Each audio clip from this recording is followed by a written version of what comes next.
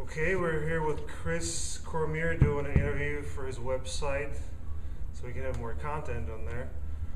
And so let's start in the beginning. Where are you from and how did you get into the sport? Become one of the best. I'm from Palm Springs, California. I moved here I started training here in the mid-'80s, late '80s, as a teenager.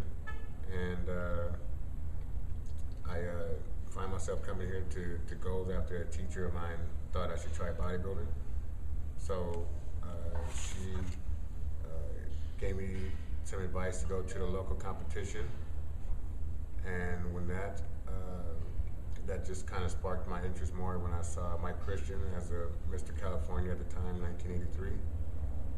And from there on, I've just been wanting to see how well I could do in the sport. And what age did you start, bodybuilding? Well, for the actual sport of bodybuilding, when I was 15. Before that, it was American football, but I always loved muscle and was posing ever since I was even 12 and 10 years old. So did you find out in magazines or whatever, or? After I got way deeper into the magazines after the initial contact with my teacher, sparking the interest. But before that, it was just Hulk, Incredible Hulk or something like that, or watching wrestling on television or something like that. That's interesting. Okay, we got some questions from some people here. Some of which you already answered. How did you end up doing bodybuilding? What keeps you motivated and training? You still train right now after being away from the stage? I'd like to, and I'd love to. I always felt like I was going to always train for the rest of my life. I haven't been into it for myself because I've been putting my energy into other people. Mm-hmm. So I've been finding still great satisfaction in helping people reach their goals, or helping them look different or change their physique. Manipulation of the physique has always been something I've always had high interest in because I had the type of physique I had to keep a lot of detail and separation. So I felt like that was my niche. Okay.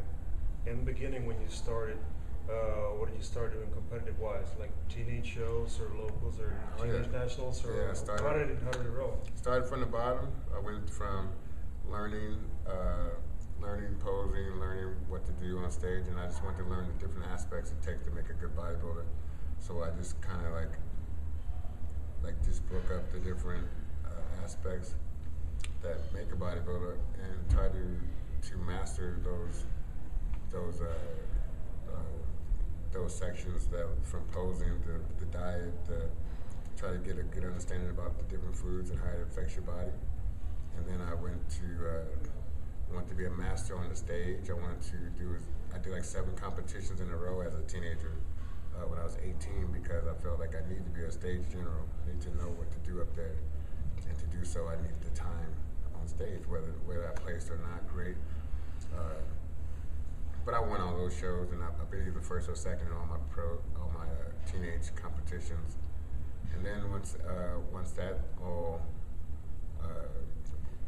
snowballed into me getting older and me getting more connected with different people, start learning the aspects of massage and everything, deep tissue massage as a teenager back in the 88, 87, 88 year. I was starting to get into deep tissue massage and just incorporated all these different aspects over the years. Mm-hmm.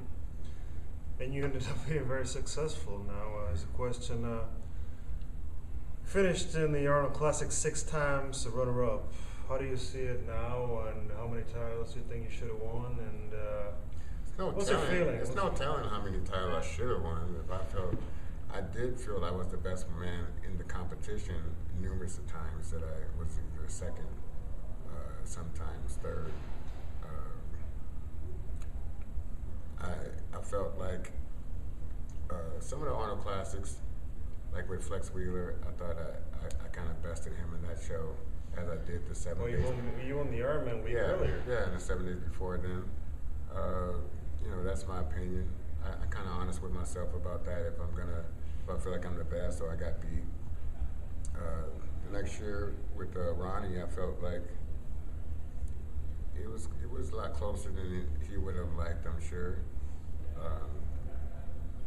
I know that he was at 280 pounds just a few months ago at the Olympia that year, and then he got down to size once he knew he was going against me. I think that kind of inspired him to